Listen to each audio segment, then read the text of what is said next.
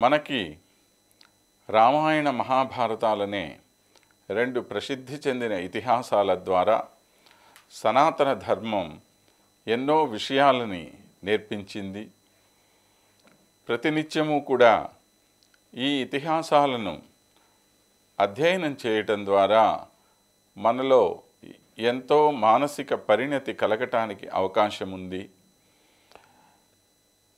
ఉన్నదో లేదో తెలియనటువంటి మరో లోకాన్ని గురించి ఆలోచించటం కాకుండా ప్రస్తుతం మనం ఏ జీవితాన్ని అయితే గడుపుతున్నామో, ఏ లోకంలో అయితే మనం ఉన్నామో ఆ లోకంలో మనం ఏమి చేయగలం, ఈ లోకంలో మన జీవితాన్ని ఏ విధంగా సుఖవంతం చేసుకోగలం, ఫలవంతం చేసుకోగలం, నలుగురికి ఉపయోగపడేటువంటి ఒక మనిషిగా మనల్ని మనం ఎలా తీర్చిదిద్దుకోగలం, మన ద్వారా ఈ సమాజానికి ఏ విధమైన ప్రేరణ ఇవ్వగలం అనేటువంటి విషయాలను తెలుసుకోవాలి అన్నా, వాటిని ఆచరణలో చూపాలి అన్నా కూడా కావలసింది రామాయణ భారతాది ఇతిహాసాలను చక్కగా అధ్యయనం చేయటం.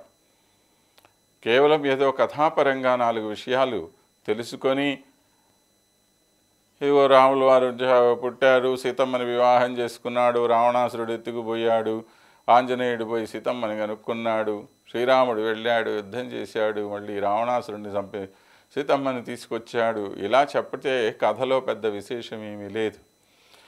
అలానే పాండవులు కౌరవులు అనేవాళ్ళు ఉన్నారు, అన్నదమ్ములు ఒకళ్ళతో యుద్ధాలు చేసుకున్నారు, చివరికి కౌరవులు నశించిపోయారు, పాండవులు మిగిలారు అనేటువంటి మాటలు చెప్పినా కూడా ప్రయోజనం ఏముంది? కనుక కావలసింది ఏంటి మనకి అంటే ఈ ఇతిహాసాలనేటువంటి ఒక మార్గం ద్వారా మనకి ఏ విషయాన్ని తెలియచేయాలి అని చెప్పి ఆ గ్రంథకర్తలు ప్రయత్నం చేశారో దాని గురించి తెలుసుకోవటం మనకి చాలా అవసరమైనటువంటి విషయం. కనుక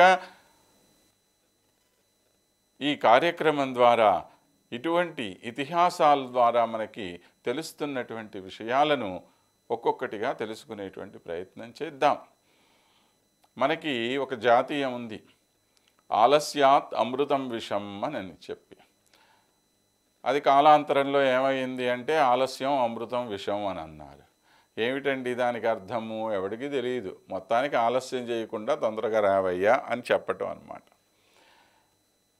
వాస్తవానికి దాని అర్థం ఏమిటి అంటే ఆలస్యాత్ అమృతం విషం అన్నారు. అంటే నువ్వు ఒక పని చేసేటప్పుడు ఆ చేసేటువంటి పనిని గనక నెమ్మదిగా చేసినా, పనిలో ఏదన్నా అలసత్వం వహించినా, అప్పటిదాకా ఏ పని అయితే మంచిదిగా నీకు ఉన్నదో ఆ పని చెడుదిగా అయిపోతుంది. దానివల్ల కలిగేటువంటి మంచి ఫలితం నీకు రాకుండా దీని బదులు మరొక దుష్పరిణామం నీకు ఎదురవుతుంది. కనుక అలాంటి వాటిని నువ్వు దూరం చేసుకోవటం అనేటువంటిది ప్రధానం. కనుక కబీర్ దాస్ అనేటువంటి మహానుభావుడు అంటాడు, కాల్ కరై సో ఆజ్ కరై సో అబ్ పలమే పరలయ హోయగా బహురి కరోగే కబ్బని చెప్పి. అయ్యా, రేపు చెయ్యాలి అనుకున్నటువంటి పనిని ఈరోజే చేసి, ఈరోజు చెయ్యాలి అనుకున్న పనిని ఇప్పుడే చేసేయి. ఎందుకని? మరుక్షణంలో ఏం జరుగుతుందో మనకే తెలియదు. విధి చాలా బలవత్తరమైనది అని చెప్పి మనం అంటున్నాం కదా, విధిని మించినటువంటిది మరొకటి లేదు అంటున్నాం కదా. కాబట్టి అలాంటి విధి ఏ సమయంలో ఏ విధమైనటువంటి నాటకాలు ఆడుతుందో, ఏ విధంగా నిన్ను కష్టాల పాలు చేస్తుందో నీకు తెలియదు కదా.